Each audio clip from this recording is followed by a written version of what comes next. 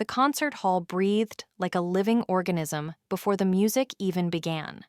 Thousands of empty seats curved upward into darkness, their velvet surfaces absorbing sound and light alike. On stage, the orchestra warmed up in fragments. Strings tested their tension, brass flared with arrogance, and woodwinds whispered half-formed melodies. None of it aligned. The sound was a restless swarm, each musician locked inside their own anticipation and private anxiety. Above them all hung the vast ceiling, carved with ornate figures that had witnessed centuries of triumph and humiliation. Then, without warning, the noise vanished, sliced cleanly from the air as if the hall itself had decided to listen. A baton struck the stand once, then twice. The sharp taps cracked through the silence like gunshots, echoing off marble and wood. Every spine on stage straightened, and every breath stalled. The orchestra did not simply stop playing. It froze, caught between moments and suspended in fear. At the center of this stillness stood Victor Kale, unmoving, his presence heavier than the silence he commanded. Stop. The woodwinds are dragging. The brass is too eager. And the cello? Victor's gaze settled with surgical precision on the cello section. His eyes narrowed slightly, not in anger, but in calculation, as though diagnosing a flaw in an otherwise elegant machine. When he sighed, it was not loud, but it carried, weighted with disappointment, so profound, it felt personal to everyone who heard it. Elodie. Elodie shifted in her chair, the polished wood creaking beneath her. Her fingers tightened around the neck of her cello, knuckles whitening as if the instrument were the only thing keeping her anchored to the stage. Yes, maestro? You are rushing again. We are playing Rachmaninoff, Elodie. We are not racing to catch a bus. Measure 42 requires yearning. You are playing it with panic. Each word landed with deliberate cruelty, dissecting her performance measure by measure. Elodie's pulse thundered in her ears, louder than any orchestra. She could still feel the swell of the crescendo in her chest, the emotional gravity that pulled her forward faster than she should have gone. I'm sorry, maestro. I just feel the crescendo building, and I naturally want to... You feel. That is your problem. You feel too much and you think too little. Do you know what happens when a structure has too much weight and not enough support? It collapses, just like your solo. A ripple moved through the orchestra as quiet murmurs and barely concealed snickers passed between players. They were small sounds, but to Elodie, they roared. Heat flooded her face as humiliation wrapped around her ribs, squeezing tighter with every stolen glance from her colleagues. Silence from the top. And Elodie, if you rush one single beat, if you are even a microsecond ahead of my baton, do not bother looking up. Just pack your case and leave my stage forever. 3, 4. The downbeat fell, and the music surged back to life. Dark, heavy harmonies spilled into the hall, thick with longing and restrained fury. The cellos carried the weight of it, their voices deep and aching. Elodie's breath came fast and shallow as she fought to obey the baton rather than her instincts. The tempo began to creep forward, almost imperceptibly at first. The sound swelled, pressing against the walls and against the musicians themselves. Elodie felt the familiar panic rising, her bow hand trembling as emotion threatened to outrun discipline. The music teetered on the edge of control. Then the baton slammed down. Metal rang violently, the clang exploding through the hall like a detonation. Get out!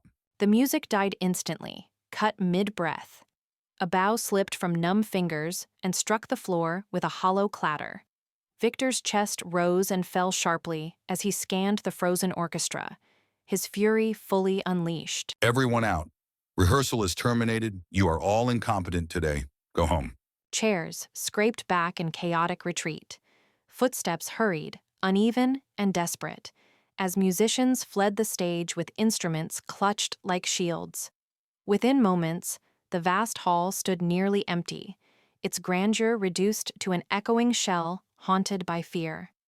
Elodie remained, crouched over her cello case. Tears slipped free despite her efforts, darkening the wood as she packed with shaking hands. Each sob was silent, swallowed by the immensity of the space. Footsteps approached slowly and deliberately. Victor moved like a predator confident in its prey, each step measured and inevitable. Not you, Elodie. You stay. I'm sorry, I'll leave. I'll resign. You don't have to fire me. Victor stopped directly in front of her, his shadow swallowing what little light remained. He loomed close enough that she could smell the faint trace of metal and cologne, authority radiating from him like heat. Resign and go where? To teach nursery rhymes to toddlers? To waste that God-given talent in a subway station? Look at me. His fingers closed around her chin, firm and unyielding, forcing her tear-streaked face upward. Elodie's eyes met his at last, wide and terrified. I can't do it. I'm not like you. I'm not a machine. No, you are not a machine. You are a storm. And a storm needs a container or it destroys everything it touches. You are drowning, Elodie. I am offering you a lifeline. The words cut through her despair, sharp and intoxicating. Fear warred with hope inside her chest, each heartbeat a question she was afraid to answer.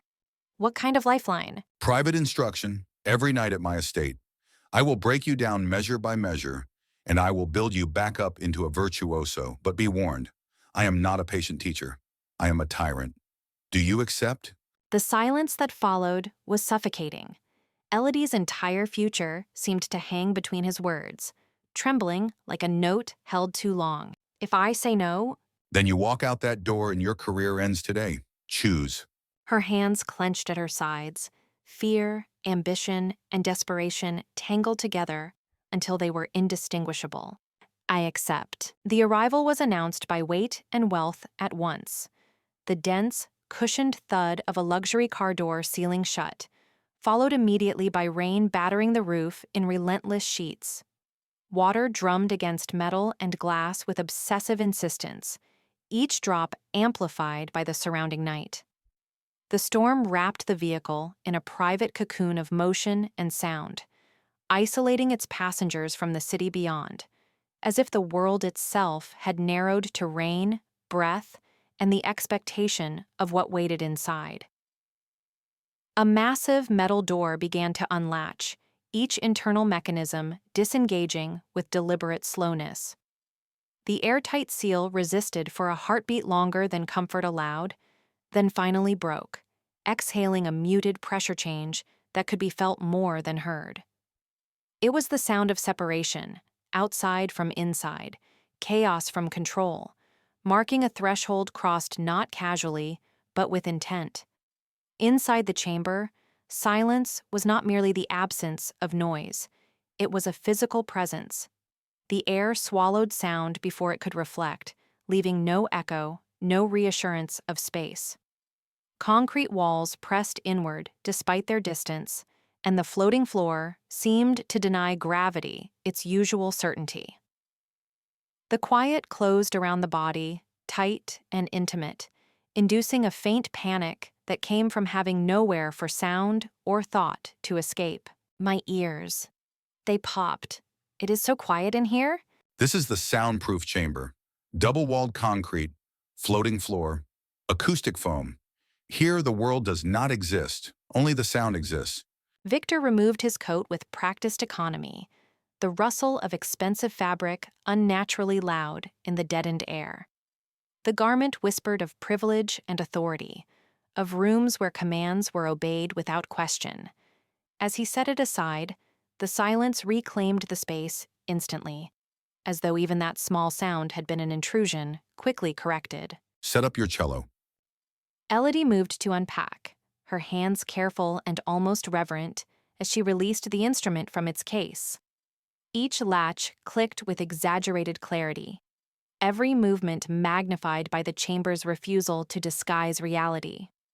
The cello emerged like a living thing awakened, its polished surface catching the dim light, waiting for touch, for instruction, for judgment. Maestro, it is midnight. Time is irrelevant here. Sit. Play the scale, G major, slowly. She seated herself, drawing the cello into position, the instrument's body settling against her with familiar weight. When she began to play, the notes bloomed rich and resonant, yet a tremor ran through them, betraying tension beneath her control. Each vibration hung alone in the silence, exposed and unprotected, making every hesitation unmistakable. Stop. Your posture is offensive. You sit like you are apologizing for taking up space. Victor circled behind her, his footsteps nearly inaudible, yet unmistakably present. The air seemed to shift with his proximity, authority radiating without sound. His presence loomed at her back, a silent assessment before intervention. Sit up, mate one. Sit up. His hands came down on her shoulders, firm and heavy, not tentative. The contact was instructional, yet invasive, fingers applying pressure that demanded compliance. Her muscles responded before her thoughts could, straightening under his guidance as if trained to obey. Shoulders down. Expose the neck. One hand slid down the length of her spine, slow and deliberate, tracing alignment as much as asserting control. The motion forced awareness of every vertebra, every place where she yielded or resisted. Straighten the back. The energy must flow from the base of your spine to the tip of the bow. If there is a kink in the hose, the water stops. If there is tension in your back, the music dies. Maestro, your hands. Ignore my hands. Focus on the core.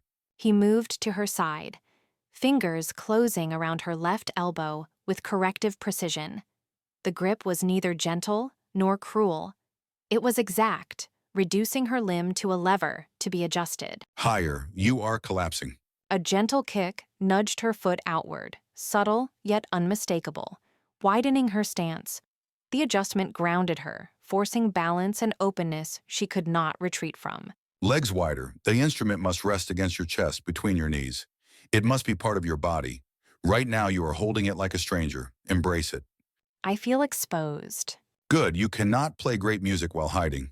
Victor leaned down until his face hovered beside her ear, his breath a quiet disturbance in the still air. The chamber seemed to contract further, focusing everything on that narrow space between them. You are naked before the music, Elodie, and you are naked before me. Now, play. The room was ruled by a single, merciless sound. A mechanical metronome stood at the center of the practice space, its polished arm slicing the air with mathematical certainty. Each tick landed like a measured footstep on stone, unhurried, unavoidable, absolute. The sound did not merely mark time, it imposed it, flattening impulse and urgency into obedience. The walls seemed to listen, the floorboards holding their breath as the tempo declared itself slow, relentless, and sovereign. Do not speed up. Match the tick. You are fighting it. You are fighting me. Victor's voice threaded itself between the ticks, never overlapping, never conceding ground. He did not raise his volume. He did not need to. Authority lived in the restraint, in how each instruction arrived precisely on time, as if rehearsed by the same mechanism driving the metronome. His gaze fixed on Elodie's posture, her wrist, the angle of her bow, reading resistance in the smallest deviations. It's too slow. The music wants to move. Elodie's protest broke against the tempo like a wave against a breakwater. Her body strained forward, instincts tugging her toward momentum, toward release. The cello vibrated beneath her chin, eager and restless, its voice aching to surge ahead. Every fiber in her arm rebelled against the drag of the beat, as if slowness itself were an injury being inflicted 1 second at a time. The music wants what I tell it to want. In one decisive motion, Victor closed the distance. His hand enveloped her bow hand completely, larger and steadier, eclipsing her grip. The contact was not sudden, but it was total, skin to skin and pressure calibrated, leaving no room for uncertainty.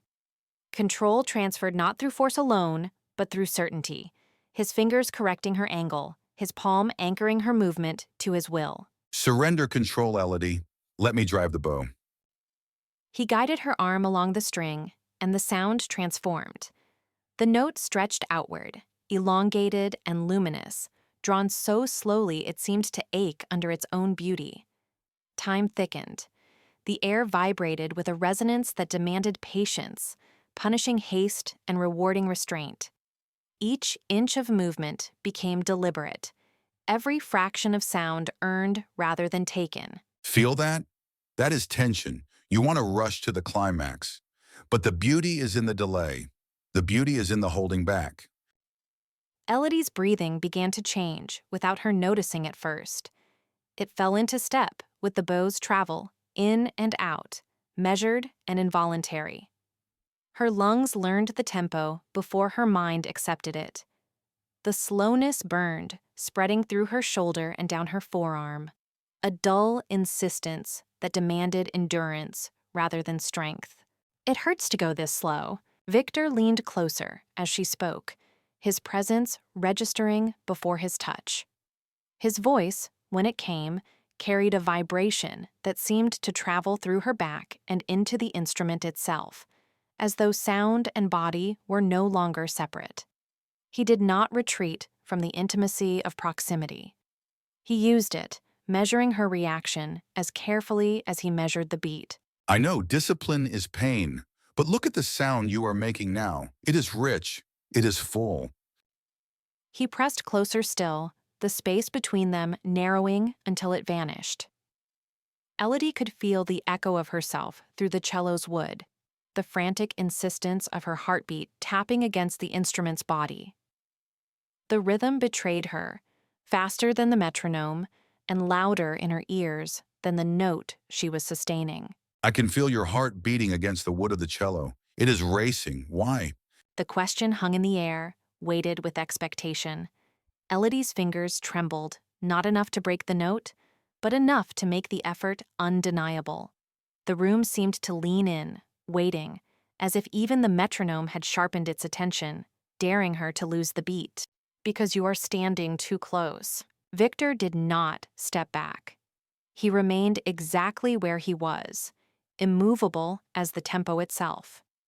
His stillness was an answer, a refusal to negotiate space or authority.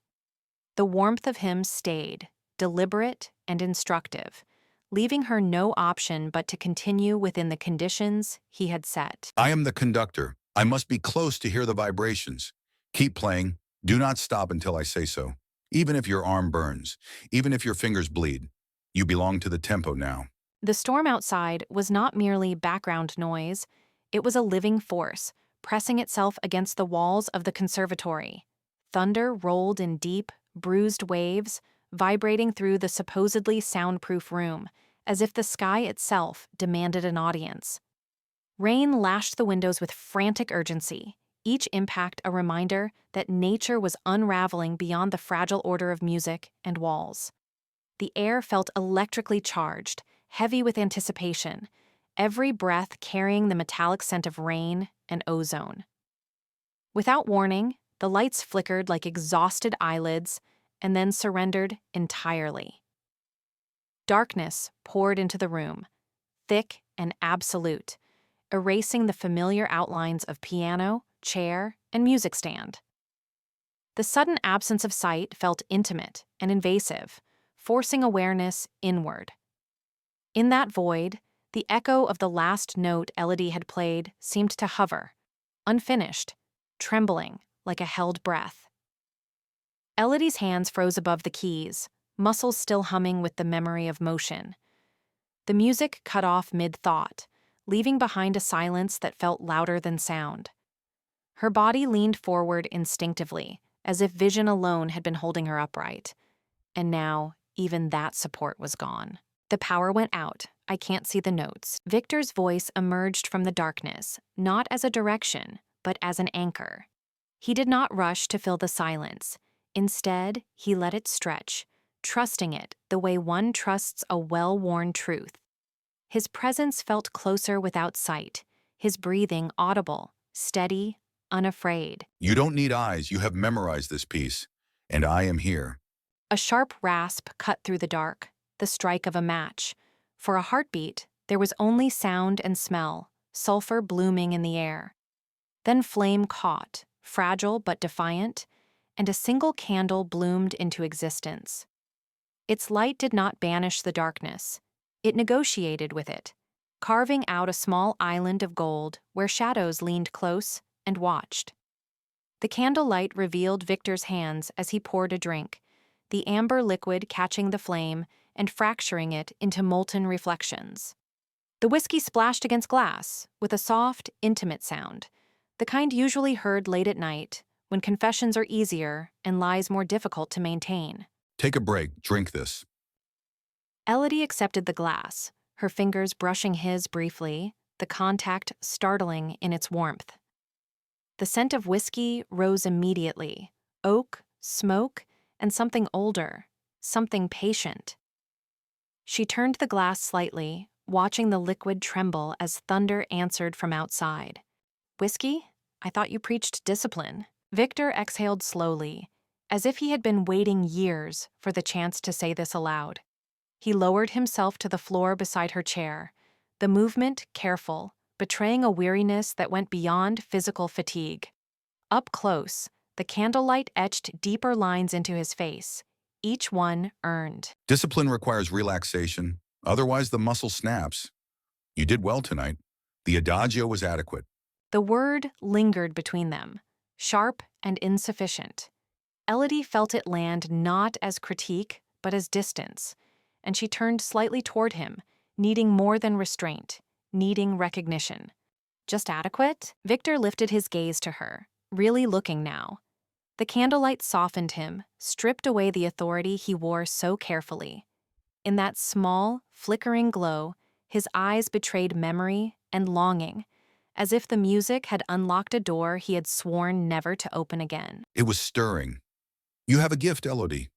A dangerous gift. You make people feel things they do not want to feel. When you play, you make me remember things I locked away 20 years ago. Her breath caught at the admission.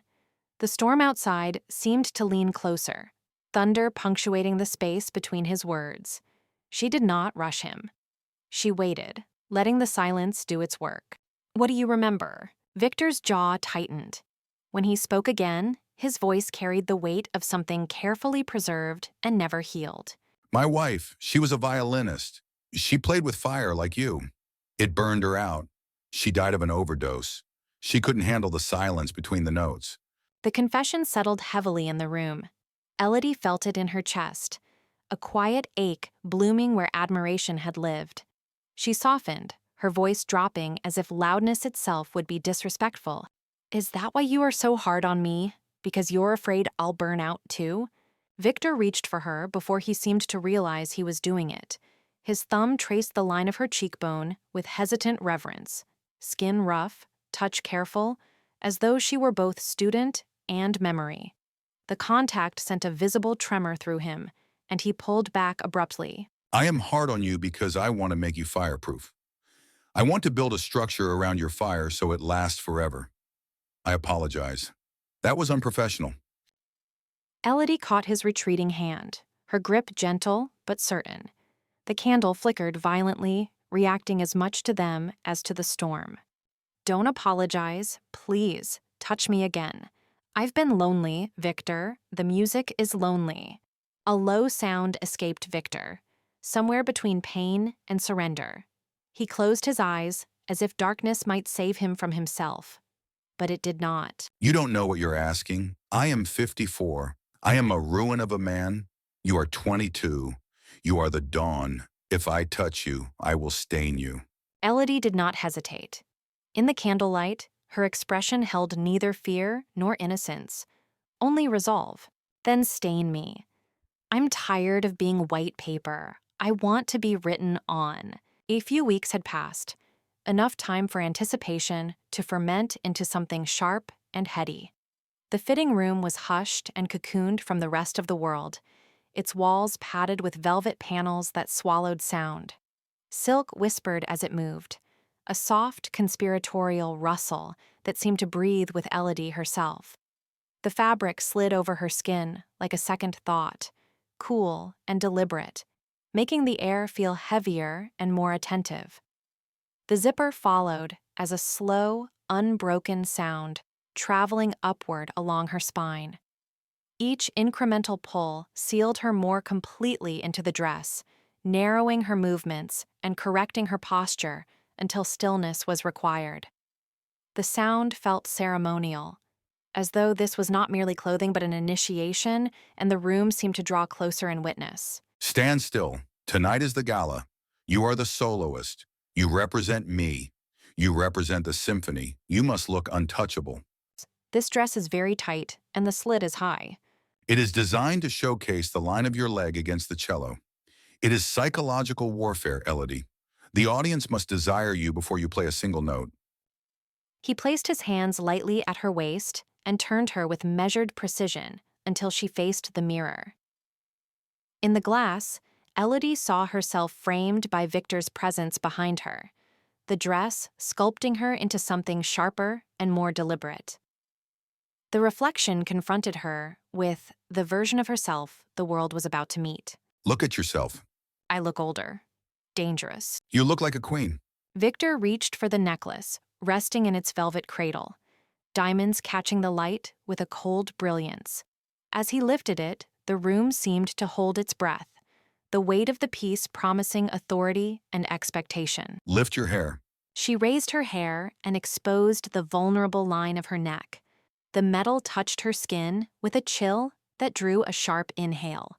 As Victor clasped the necklace, his fingers lingered at her pulse point, feeling the rhythm that betrayed her composure. Your pulse is jumping. Are you nervous about the performance? No, I am nervous because your hands are on my throat, and I like it. His hand tightened by a fractional degree, enough to be felt without leaving a mark. The mirror held the exchange in glass and light, fixing the balance of control between them. You are a brat. You enjoy provoking the beast, do you not? Maybe I want the beast to bite. Victor leaned closer and eclipsed the space between them. When he spoke again, his voice dropped and roughened, carrying warning and promise together until the room seemed to shrink around the sound. Be careful. Tonight you belong to the audience. But after the curtain falls, we will see who you belong to. The gala reception unfolded like a living organism, breathing and murmuring beneath chandeliers of cut crystal. Light fractured through champagne flutes, scattering gold across silk gowns and tailored tuxedos. Laughter rose and fell in polished waves, each conversation carefully measured, each smile sharpened by ambition. The air smelled of expensive perfume, aged oak, and nervous anticipation, as if every guest understood that reputations could be made or ruined before the night dissolved into memory. From the edge of the crowd, a presence cut through the atmosphere with careless confidence. Julian moved like someone accustomed to rooms parting for him, his youth worn like armor, arrogance flickering in the casual tilt of his smile. His gaze locked onto Victor first, then slid toward Elodie with open appraisal, as though she were another object on display beneath the lights rather than a living, breathing artist. Victor, I see you brought your new protgen. Julian's eyes traveled over Elodie without shame, lingering too long, cataloging her as if she were an acquisition rather than a person. The faint curl of his lips suggested amusement, entitlement, and the belief that no line existed he could not cross. Very nice. Tell me, darling, does he make you call him maestro in the bedroom too? The words landed like a slap. Around them, the gala continued, uninterrupted, yet an invisible circle of tension formed, tightening with every passing second. Elodie felt heat rush to her face, shock freezing her posture as the implications settled, heavy and humiliating. "Excuse me?" Victor stepped forward, placing himself subtly but unmistakably between Julian and Elodie. His movement was precise and controlled, the way a conductor lifts a baton before commanding silence. The warmth of the room seemed to drain away as his expression hardened, eyes sharpening into something glacial. Julian, you seem to have mistaken my soloist for one of your club conquests. Apologize.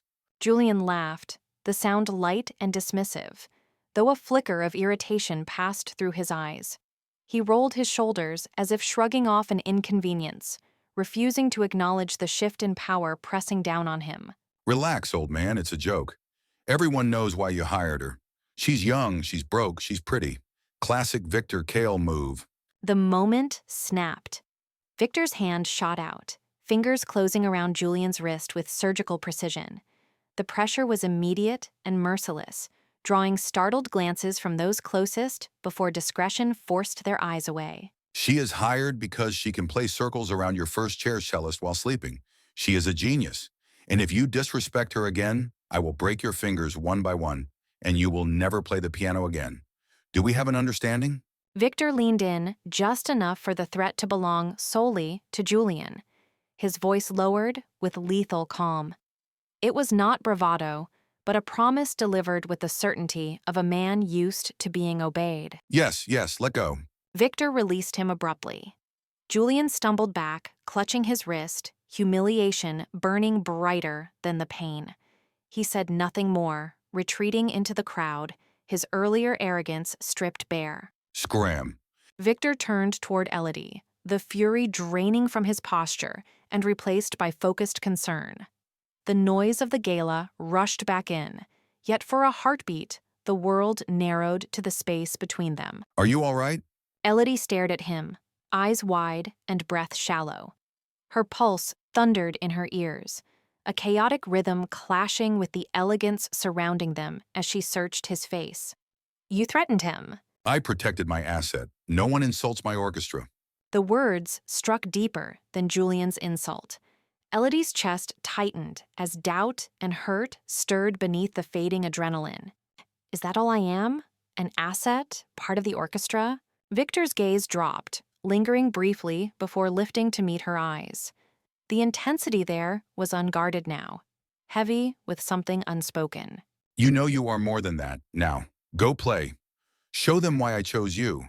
Play for me, Elodie. Only for me. The command was soft, yet absolute. As Elodie turned toward the stage, anticipation coiled through the room.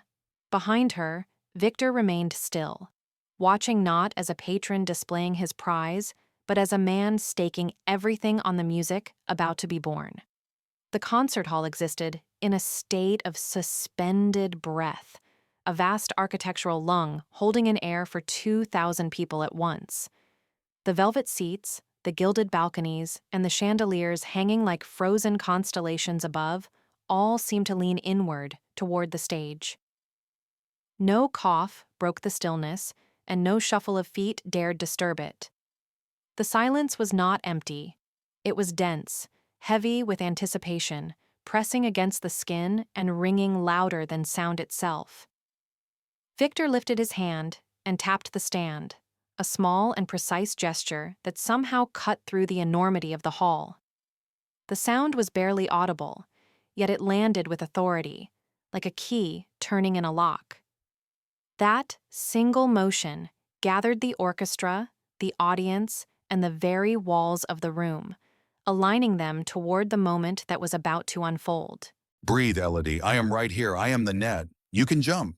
The words were never spoken aloud, yet they moved between them as tangibly as air. In Victor's mind, they expanded into a steady and grounding force, an anchor against doubt and a promise of presence. He watched her not as a conductor watches a soloist, but as someone standing at the edge with another, offering certainty where fear might otherwise take hold. Then the music began. Elgar's cello concerto rose from the orchestra not as a melody, but as a wound opening.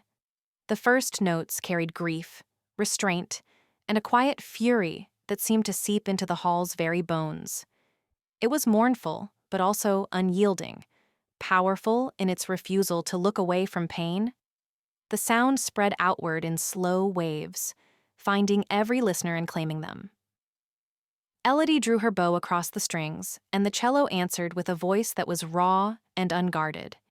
The sound did not merely travel through the air, it tore through it, vibrating against chests and throats and pulling something loose in anyone who heard it. Each note felt earned, carved out rather than played, as if she were digging them from deep within herself. Victor conducted with an intensity that bordered on intimacy. His baton traced precise arcs, but beneath that discipline was something more primal. His breathing slowed and then aligned with hers, inhale and exhale matching the rise and fall of the phrases. He did not impose the music upon her. He met it with her, shaping and responding, listening as fiercely as he led. They did not look at the audience. They looked only at each other. In that shared focus, the hall disappeared. With every movement of his baton, he seemed to draw the notes out of her body, coaxing them forward and giving them direction. With every stroke of her bow, she reached back toward him, stripping away his composure and laying his soul bare without mercy. This was not a performance in the conventional sense. It was a conversation conducted in sound, a confession spoken without words. Tension and release, question and answer, challenge and surrender, all passed between them through tempo and tone. In front of 2,000 people, they were bound together by rhythm, trust, and an unspoken understanding that this moment could never be repeated. The final note arrived and refused to leave. It stretched itself thin, trembling at the edge of existence, and hanging in the air long after the bow had stopped moving. Time seemed to slow around it, the sound fading gently, like light draining from the sky at dusk. When silence finally returned, it felt altered and reverent, forever marked by what had just passed. Then the hall erupted. Applause crashed forward in a physical wave, thunderous and unrestrained. Shouts of bravo cut through the clamor, voices raw with awe. The audience rose as one, hands stinging and hearts racing, trying in noise to honor something that had left them momentarily speechless. The door did not merely close. It slammed with a final, reverberating force, the kind that sealed a moment away from the rest of the world. A sharp metallic click followed as the lock engaged, decisive and irrevocable. Beyond the thick walls, the audience's applause continued like a distant tide, thunderous, yet strangely muted, as if reality itself had been wrapped in velvet.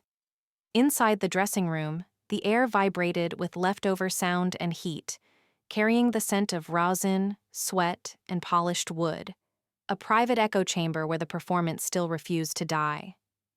Elodie stood near the center of the room, her chest rising and falling rapidly, each breath a reminder of the adrenaline still surging through her veins. The music had ended, but her body had not received the message. Her fingers trembled, her pulse raced, and her skin felt electrically alive, as though the final note were still resonating somewhere deep inside her. Victory hummed through her, intoxicating and dangerous, blurring the line between triumph and hunger. "We did it. Did you hear it? It was perfect." Victor leaned back against the door, its cold surface pressing through his jacket, grounding him even as his gaze remained locked on her. The roar outside might as well have belonged to another universe. In this small, overlit room, there was only her, flushed, radiant, untamed, and the undeniable truth of what she had just accomplished under his guidance. It was transcendent. You destroyed the melody. Her smile was not one of humility. It was sharp, deliberate, and intimate, as though she were carving the moment down to its most essential truth. The distance between them felt charged, stretched thin by everything that had gone unsaid through months of rehearsals, and glances held just a second too long. "I did not play for them. I played for you, like you asked." Victor pushed himself off the door and took a step toward her, then another, the space between them collapsing with each measured movement. The authority he carried on stage followed him here, but it was fraying now, threads loosening under the weight of her confession. And now, the music is over. The audience is gone. What do you want? Elodie moved to meet him, her steps unhurried and intentional. Each heel against the floor sounded louder in the hush, a countdown neither of them dared to stop. Her eyes never left his, daring him to retreat, daring him to deny what had been building since their first rehearsal. I want my reward. I mastered the tempo. I followed your rules. Now I want to break them. The words struck Victor like a physical blow. His jaw tightened, and for a fleeting moment, the mentor asserted himself, clinging to structure and doctrine as though they could still save him from himself. Elodie, I am your mentor. This is forbidden. Her answer was not immediate. Instead, her hand rose slowly and deliberately, finding the zipper of her dress. The soft rasp of metal sliding down cut through the silence with surgical precision. It was not an act of haste, but of control. Each inch a challenge, each movement stripping away another layer of pretense. Fire me then. I do not want to be your student anymore. I want to be yours. Something in Victor finally snapped. The careful restraint he had cultivated over a lifetime shattered under the force of want. He crossed the remaining distance in a heartbeat, his hands finding her with a desperate certainty. He lifted her onto the makeup vanity, the sudden motion sending bottles and compacts tumbling, glass and plastic clattering to the floor like the ruins of discipline. You foolish girl. You have no idea how long I have wanted to do this. Since the moment you walked into my hall, I did not just want to conduct you, I wanted to consume you. Her breath caught, not in fear, but in fierce anticipation. The room seemed to shrink around them, the mirrors reflecting fractured images of desire and surrender, mentor and muse dissolving into something far more dangerous. Then do it. Consume me. The kiss that followed was not gentle. It was hungry and claiming, born of restraint, finally abandoned. Their mouths met with a collision of breath and need, hands gripping silk and fabric as though anchoring themselves against the inevitability of the moment. Outside, the applause faded at last, but inside the dressing room, a different kind of crescendo took hold, raw and unstoppable. Morning arrived not with urgency, but with a gentle persistence. Pale sunlight crept through the thin curtains, spilling across the room in slow, golden bands that revealed the quiet aftermath of the night before.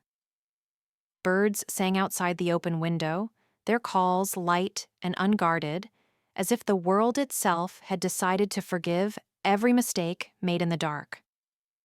The sheets rustled softly, tangled and warm, carrying the faint impression of shared breaths and unspoken promises.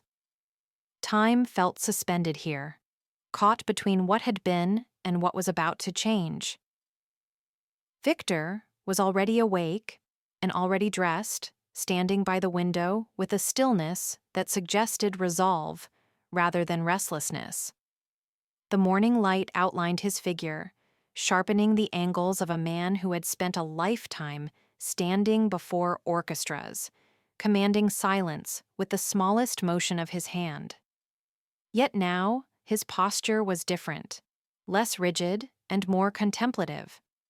He watched the city stir below, knowing that with this sunrise, something immense had quietly ended and something far more fragile had finally begun.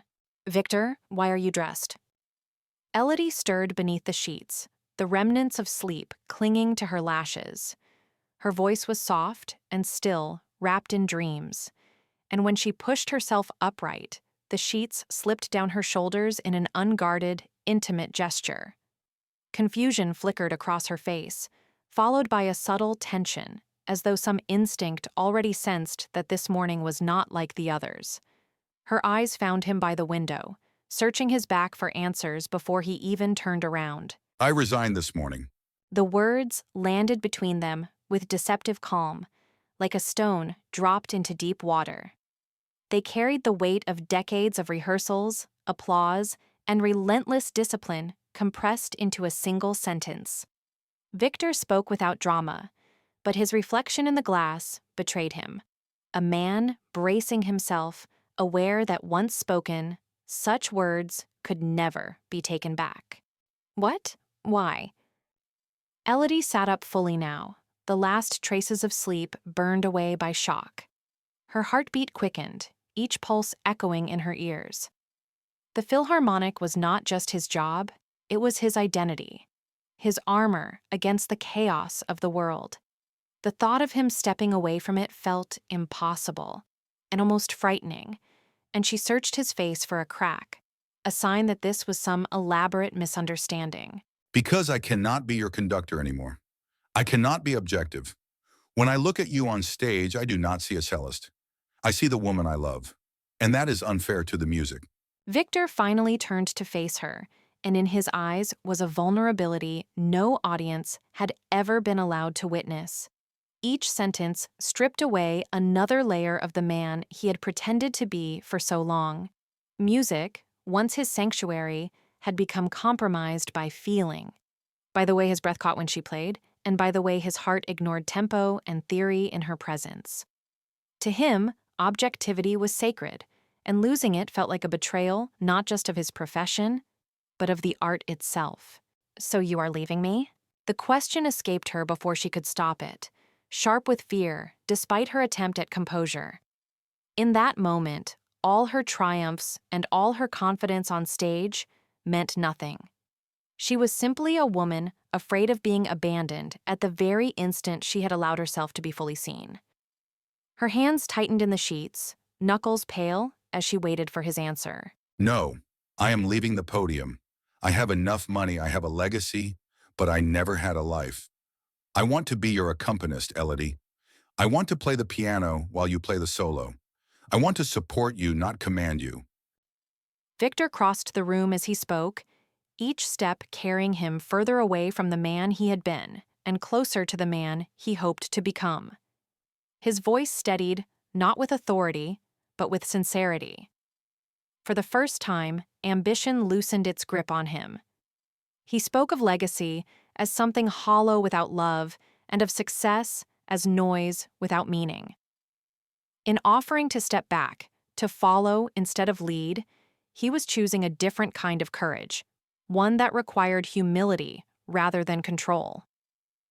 "You would give up the Philharmonic for me?" Tears welled in Elodie's eyes, blurring the room into light and shadow.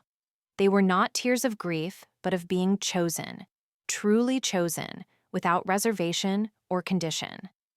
Her chest tightened as she struggled to comprehend the magnitude of what he was offering. To be loved like this felt overwhelming and almost frightening, as if the ground beneath her had shifted into something both terrifying and beautiful. The Philharmonic is just noise. You are the melody, and I never want the song to end. Victor sat beside her on the bed, the mattress dipping under his weight as if acknowledging the gravity of the moment. He took her hand and pressed his lips to her knuckles, a reverent gesture that carried more meaning than any standing ovation. His words were not poetic affectations. They were confessions. In her, he had found what no symphony had ever given him, a reason to listen rather than perform.